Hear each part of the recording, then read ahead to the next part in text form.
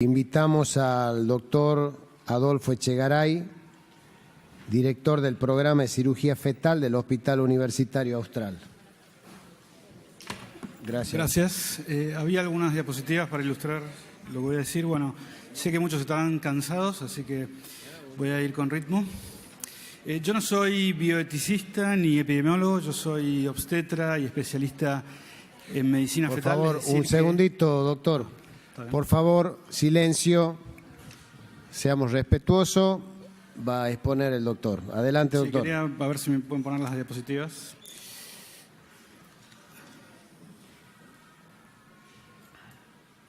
Bueno, decía que yo no soy bioeticista ni epidemiólogo, yo soy obstetra y especialista en medicina fetal. Es decir, que mis pacientes son mujeres que han recibido o que están experimentando la difícil situación de haber recibido un diagnóstico prenatal de una enfermedad, muchas veces grave, ¿sí? Soy también el presidente de la Sociedad Argentina de Diagnóstico y Tratamiento Prenatal, pero acá vengo a hablar como médico fetal más que como presidente de una sociedad. Y se me pidió que les haga un pantallazo con respecto a terapia fetal, tratamiento intrauterino, ¿sí?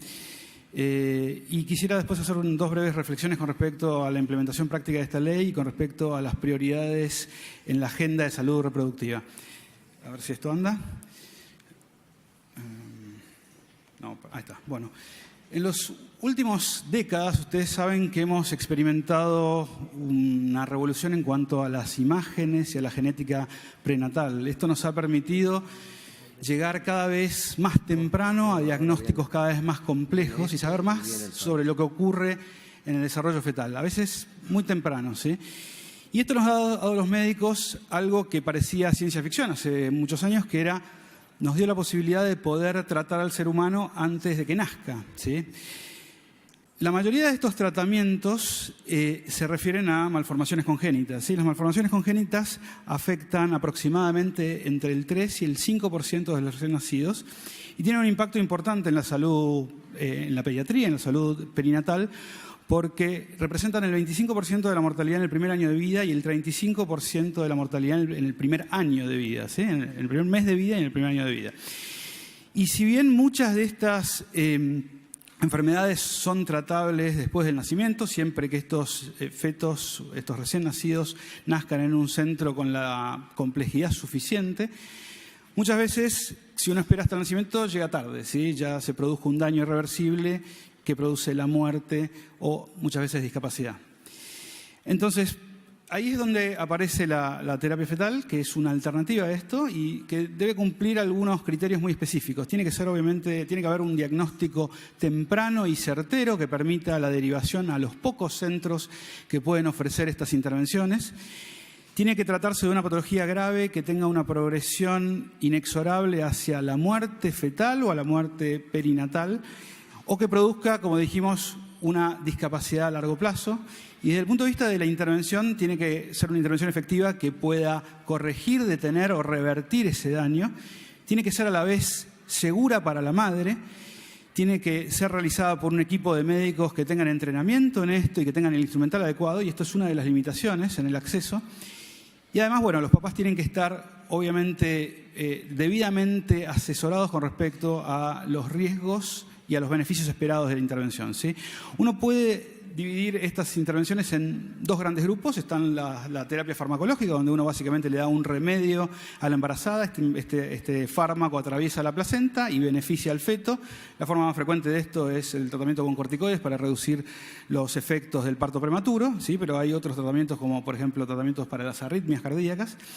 Y los más interesantes son los tratamientos invasivos, donde uno accede al útero directamente con un instrumento, sí, que puede ir desde los casos más simples, una aguja para transfundirle sangre a un feto anémico, pasando por la colocación de catéteres en algunas obstrucciones orgánicas y últimamente algunas intervenciones más sofisticadas que se pueden hacer mediante fetoscopía, es decir, cirugía endoscópica, donde uno accede al útero con una cámara y puede operar al bebé. O directamente cirugía abierta, es decir, abrir el útero, operar el bebé y cerrar el útero y que continúe el embarazo, ¿sí? Y les voy a mostrar algunos ejemplos muy rápidos de esto. Todas estas intervenciones se realizan en unos pocos centros del país, ¿sí? O sea que no estoy hablando de cosas que se hagan en otros lados, ¿sí? Por ejemplo, en cuanto a los catéteres, uno puede colocar catéteres cuando hay obstrucciones en la vejiga y con eso aumentar la chance de que este bebé pueda sobrevivir.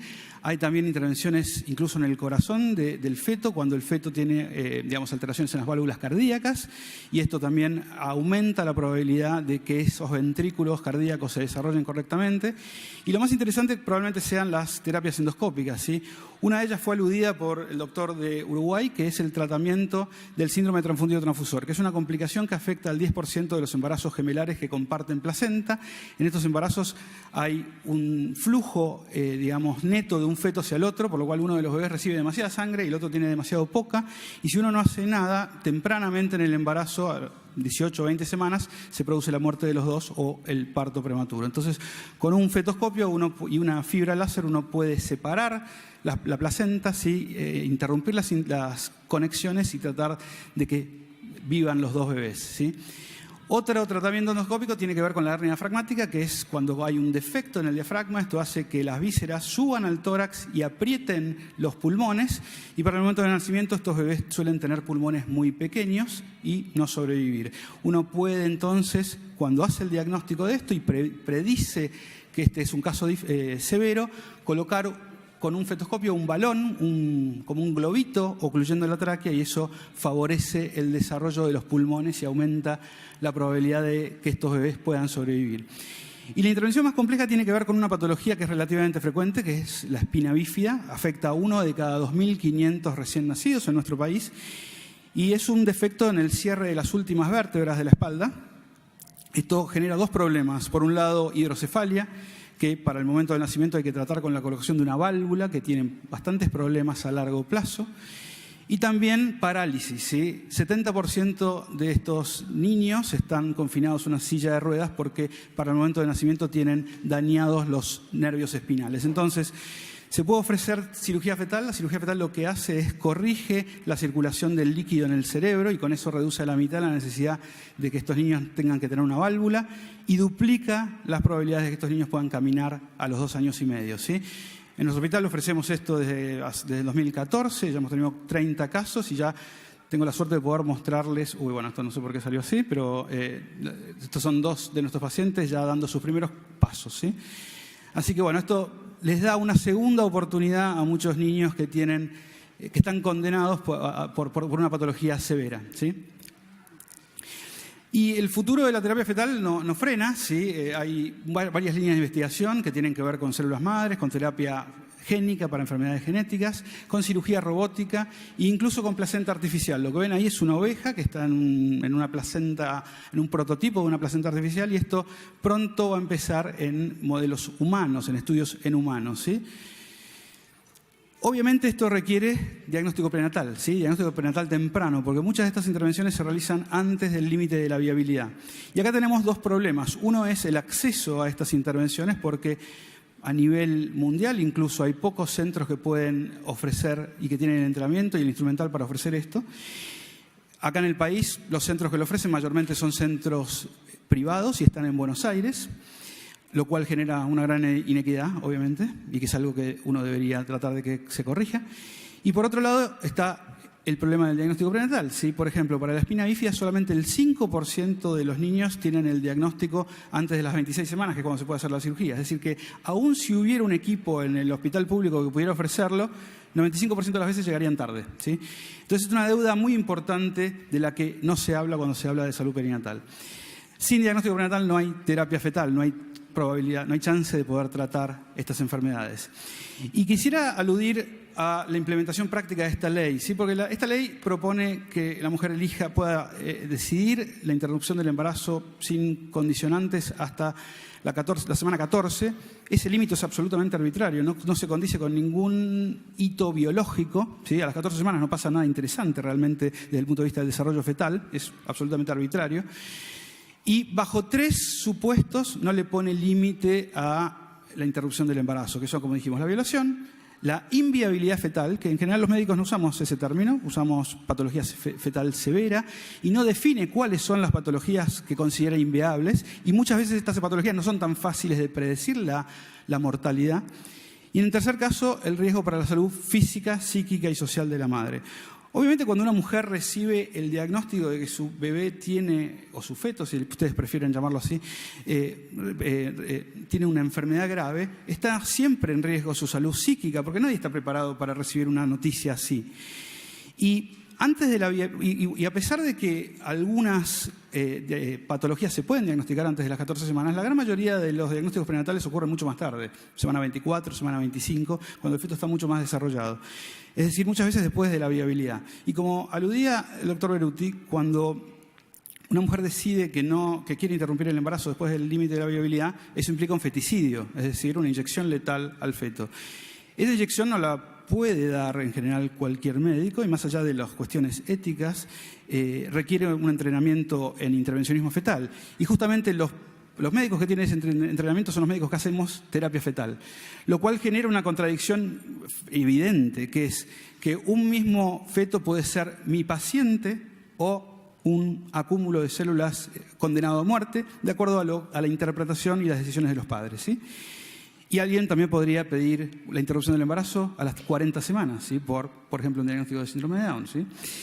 El otro tema tiene que ver con las prioridades en la agenda de salud perinatal, ¿sí? Ahí vemos que a la izquierda están las 245 muertes maternas que ocurrieron en el 2016 y a la derecha están las 7.000 muertes de niños menores de un año en el mismo periodo, ¿sí? 28 veces más. Creo que tenemos que tener una mirada más amplia que incluya también todas las muertes perinatales, no solo la de las mujeres, que son obviamente, como se dijo, una catástrofe, sino también la de los 7.000 niños que se mueren en ese periodo. Y si miramos, fíjense que ahí abajo, muy chiquito, es difícil de verlo, está el aborto, el impacto del aborto. El aborto es 17% de la mortalidad materna. Otro tanto, digamos, igual de proporcional son las muertes relacionadas con hipertensión, con cuadros hipertensivos graves. Existen hoy en día formas de detectar a las mujeres que tienen un riesgo de tener trastornos hipertensivos severos desde el primer trimestre y con intervenciones muy simples como aspirina a bajas dosis, reducir a menos de la mitad eso. No se hace en el país. Las mujeres no tienen acceso a eso, ¿sí? No tienen acceso a prevenir tener preeclampsia que las lleve a la tumba, ¿sí? Y si ahora nos movemos hacia los niños, fíjense que la mitad de los niños que se mueren en el primer año de vida se mueren por nacer antes de tiempo, por ser prematuros. También existen métodos de screening que permiten en el segundo trimestre identificar a un número significativo de mujeres en riesgo de tener un parto prematuro y también con intervenciones muy simples como un comprimido de progesterona, reducir a menos de la mitad eso. Y eso no se ofrece, eso no existe, no hay, o sea, muy pocas pacientes tienen acceso a eso. Y otro tanto con las malformaciones. Hay muy pocas mujeres que tienen acceso a una ecografía morfológica detallada, debidamente hecha, que les permita saber si su hijo va a tener una enfermedad severa y poder ser derivada, por ejemplo, si tuviera una cardiopatía congénita, a los centros donde hay de cirugía cardiovascular.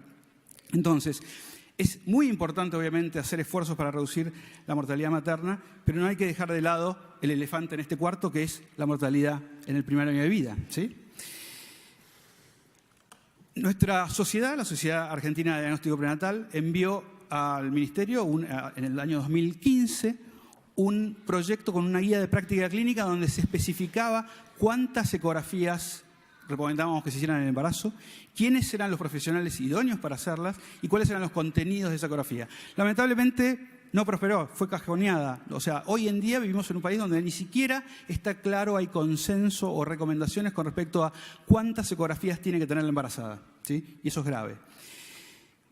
Lo cual me lleva a mis conclusiones. Bueno, la terapia fetal es una realidad que le da una segunda oportunidad a un subgrupo de niños o de fetos que tienen patologías severas, ¿sí? Lamentablemente está limitada a un número insuficiente de centros y, digamos, esto debería ampliarse. Muchos de estos tratamientos se hacen antes del límite de la viabilidad. Es indispensable que el Estado haga una fuerte inversión en capacitación instrumental en diagnóstico prenatal, porque de esa forma va a poder hacer prevención primaria, es decir, evitar patologías que matan mujeres y niños. Y por último, creo que el aborto eugenésico lo único que busca hacer es suprimir al discapacitado, ¿sí? Que creo que también tiene derechos. Gracias. Muchas gracias, doctor. Senadora Nancy González. Buenas tardes. Muchas gracias por su exposición. Si no escuché mal, usted dijo que una mujer podría venir a pedir el aborto a las 14 semanas cuando diagnosticaba que su hijo iba a ser Down, ¿no? A ver, el diagnóstico prenatal de trisomía 21 o síndrome de Down se puede hacer desde las 10 semanas del embarazo. O sea, que una mujer lo podría tener antes de las 14 semanas o después, lo cual en realidad no sería relevante de acuerdo a esta ley porque, digamos, si la paciente considerara que eso pone en riesgo su salud psicológica, podría esperar hasta las 40 semanas para ejercer ese derecho. Si yo Bueno. no entiendo mal la ley. Sí, el dictamen que estamos tratando no prevé estos casos, prevé si hay riesgo de vida extrauterina. El síndrome de Down no hay riesgo de vida intrauterina. Riesgo, Me parece que está mal inviabilidad fetal. me parece que está mal interpretando el proyecto o No entiendo está por qué. porque en esta ley no contempla. Por favor, no permitiría concrete la pregunta, senadora. No, le quiero decir que esta ley no contempla el síndrome de Down como una de las causales de aborto. Esto es lo que le quiero decir. Bajo el supuesto de inviabilidad fetal, porque los niños con síndrome de Down no son inviables, sino bajo el supuesto de riesgo a la salud psicológica o social de la madre. Bueno, esa es la aclaración. Usted dijo que a las 40 semanas una mujer con un hijo que tenga síndrome de Down podía venir a pedir el aborto. Y es verdad. No, no es verdad. ¿Por qué? ¿Por qué no? ¿Y si esa mujer a las 40 semanas dice que tener un bebé con síndrome de Down la pone en riesgo psicológico? No, inviabilidad. No es riesgo psicológico a las 14 semanas. Me parece que no está dice el entendiendo proyecto de ver riesgo psicológico. tiempos, pero No, usted Un no está segundito, entendiendo, doctor. está informando mal. Gracias. Está bien. Puede contestar, doctor, si A ver, ha quedado algo. la ley, así como está planteada, dice que la mujer puede decidir, detener el embarazo antes de las 14 semanas sin dar ninguna explicación. Y después de las 14 semanas, bajo 3 supuestos. Inviabilidad fetal, ahí no entra el síndrome de Down, violación o riesgo a su salud física, psíquica y social. ¿Usted considera que el diagnóstico de cualquier enfermedad fetal no puede poner, o la paciente no puede aducir que eso produce un riesgo psicológico para ella? Eso es su opinión, pero yo lo veo todos los días, a diferencia de usted que está en... ¿Cómo? Listo. Senadora Verasay. Son cosas que me parece que no las habían pensado. Muchas gracias. ¿Usted recibe todos los días consulta de mujeres que quieren interrumpir su embarazo por alguna enfermedad? Acaba de decirlo. Acaba de decirlo. Todos los días recibo casos de este tipo que aducen problemas físicos, psíquicos o sociales como solicitud. No, me parece que usted me está tergiversando. Usted no entendió lo que yo dije. Se lo voy a repetir porque, bueno, yo creo que sé lo que dije. Está grabado, además. Claro. Está grabado, así que si quieren le pasamos el tape, Gonzalito. Bueno, a ver, yo lo que dije es que yo soy médico fetal, ¿sí? Especialista en medicina fetal. Es decir, todas las pacientes que yo veo en general tienen un feto con una patología. Eso es lo que dije. Después no hablé de si querían o no interrumpir el embarazo. Me pareció interpretar que usted había usado el inciso C del proyecto. No, yo no sé nada de inciso, yo sé de pacientes. Pero déjeme terminar, por favor. Yo le estoy preguntando con respeto, no me interrumpa. Usted se argumenta diciendo que una persona, una mujer, puede solicitar la interrupción voluntaria del embarazo a cualquier altura, en cualquier plazo de gestación, bajo el argumento de que un estudio que indique que el feto no es normal, no sé qué palabra, qué término corresponde, amparada en que ese resultado de estudio prenatal le puede generar traumas psicológicos a la mujer y con ese argumento solicitar la interrupción amparada en la sanción de diputados.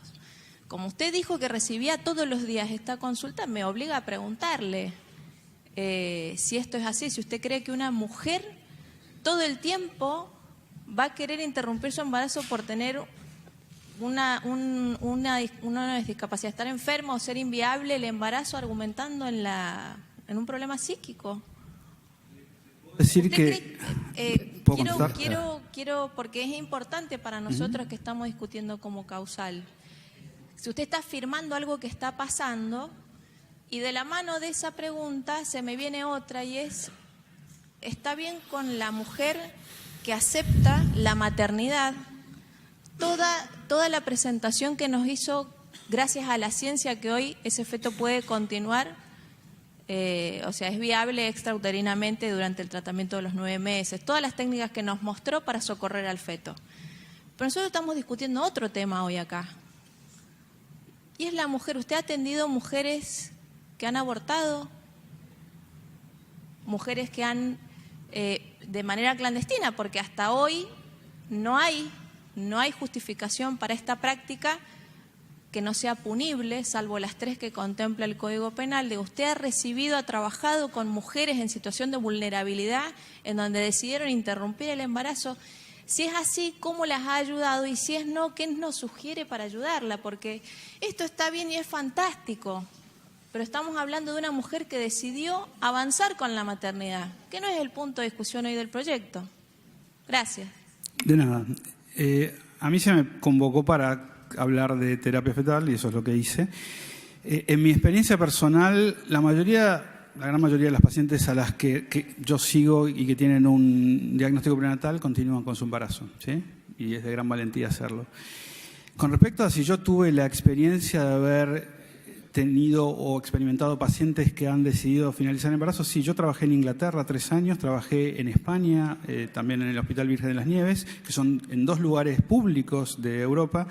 Trabajé también en el Hospital Fernández, acá en el sector público, y trabajo en el Hospital Austral.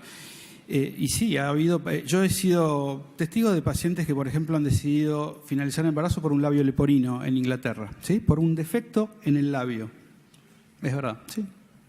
Y hay gente que ha decidido que no quería llevar adelante un embarazo con esa patología, que tiene una reparación con resultados excelentes hoy en día. Perfecto. Esa creo que es la segunda. O sea, ¿yo qué propongo? En realidad yo no propongo nada. Yo soy médico de fetos. O sea, les dejo a ustedes que son los que deciden a ver qué es lo que les parece mejor. Perfecto. Muchísimas gracias, doctor. Convocamos a Patricio Sangüesa.